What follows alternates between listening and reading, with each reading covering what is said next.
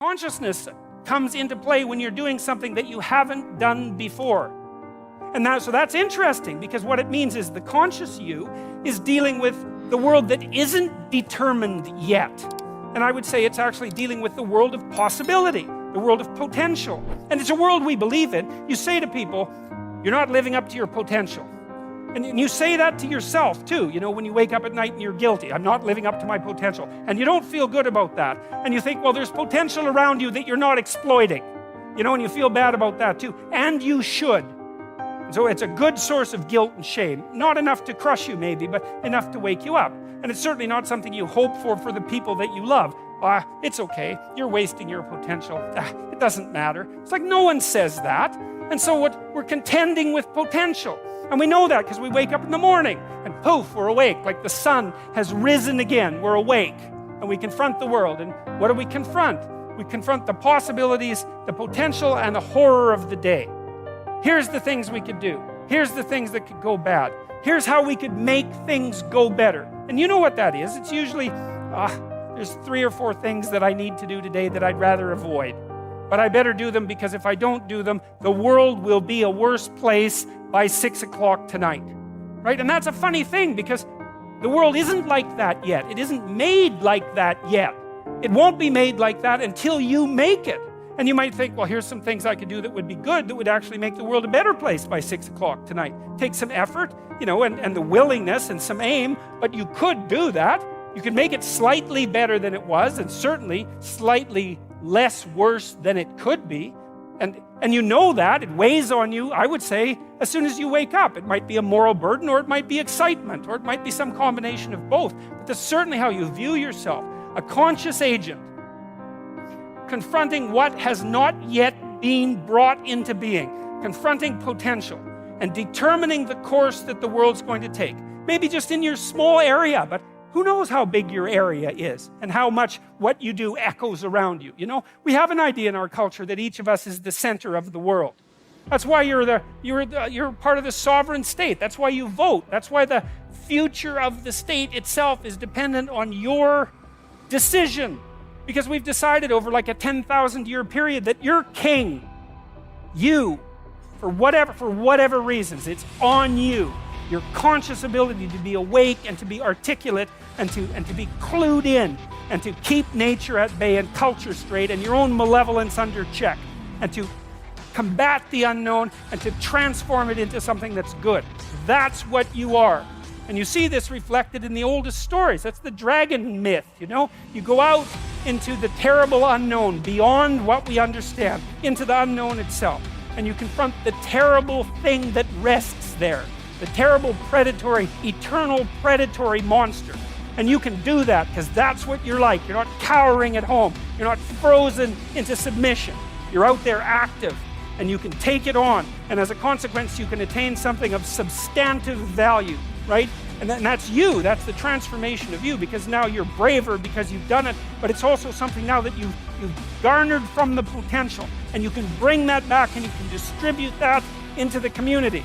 That's the story of humanity. It's the oldest story we have, and it's correct. There's this idea in Genesis, and I'll end with this. So there's this idea in Genesis that at the beginning of time, there was potential. Tohu vabohu. There was potential. There was nothing. Like the nothing that's there when you wake up in the morning, that's just the potential of the day. It's all sorts of things that could be, but nothing that is. And then there's a structure that confronts it. Well, that's you. There you are, the structure that confronts potential. And then there's the personality that you use to confront it.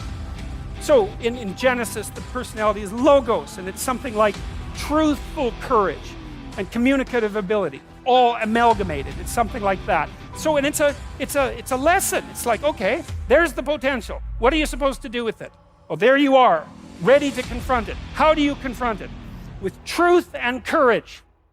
And then you transform it into what exists. You take the potential and you transform it into being itself. That's your job. In Genesis, when God does this repeatedly, he says something repeatedly. He says, after each day of doing this, and it was good. I mean, and it's repeated. So it's like it means something. It's repeated. And what does it mean? If you confront potential with truth and courage, then what you produce is good. So that's a good thing to know if you want to produce what's good. It's like confront the potential with truth and courage, and what you produce is good. Great. So that's a nice thing to know. It's a fundamental ethical axiom, and it's sort of predicated on faith. It's not easy to be courageous, and it's not easy to tell the truth. But the theory is if you manage both of those in the face of potential, then what you do is you produce out of potential what is good. So that's a theory worth investigating, perhaps for the rest of your life. And then there's a corollary to this story. And the story is at the end of God's creation, describing how order emerges from chaos or being from potential. There's this strange line, which is probably the most important line that's ever been written in our culture, at the basis of our culture. And that is that men and women are made in the image of God. And what does that mean? Well, if God is that which confronts potential with truth and courage and makes what's good out of potential, that seems to indicate that we have the same faculty. Like on a smaller scale, we're not omniscient, but we're not bloody well nothing. You know, our conscience is integrally tied into the structure of being in some manner we don't understand. And it certainly is the case that we take what isn't and turn it into what is. That's something, man. That's quite the trick we've been able to manage. And so we're made in that image. And so what are we supposed to do? Well, that's what we're supposed to do. We're supposed to type our letters and make our phrases and construct our sentences and build our paragraphs and put our chapters together and make our books and communicate to people and straighten out the damn culture and constrain the malevolence and ignorance that besets each of us and push nature back and extend ourselves out into the unknown and confront the potential that's there in illimitable quantities and make the world better than it could be otherwise. To move it away from hell, and it can certainly become that, and toward heaven to the degree that we can manage that. And that is a good enough goal. That's the thing. You need something, because your life is tough. It's hard. You need something you need something to get out of bed for and fight for. And that's something, right? To fight, let's say, against hell and for heaven. That's something to fight for. Especially, and if you want to be convinced about this, like read a little bit about hell. Read the Gulag Archipelago, or read Ordinary Men, or read The Rape of Nanking, or read about what happened in Nazi Germany during Auschwitz and all the catastrophes of the 20th century, and see if you believe in hell, and see if you think, well, maybe not having that happen anymore would be a good idea. And then think about maybe that's something you could contribute to. And then it wouldn't have to happen anymore.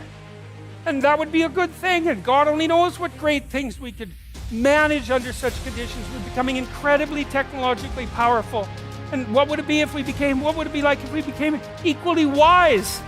Well, that would really be something. God only knows what we could manage in the next 20 years or the next 100 years, We're running at 40%, most of us, because we're half in and half out.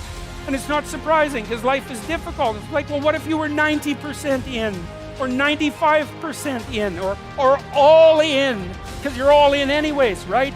It's a life and death game. No one gets out of this. Everyone dies. You might as well commit yourself. And you might as well commit yourself to the highest good that you can attain, because why not?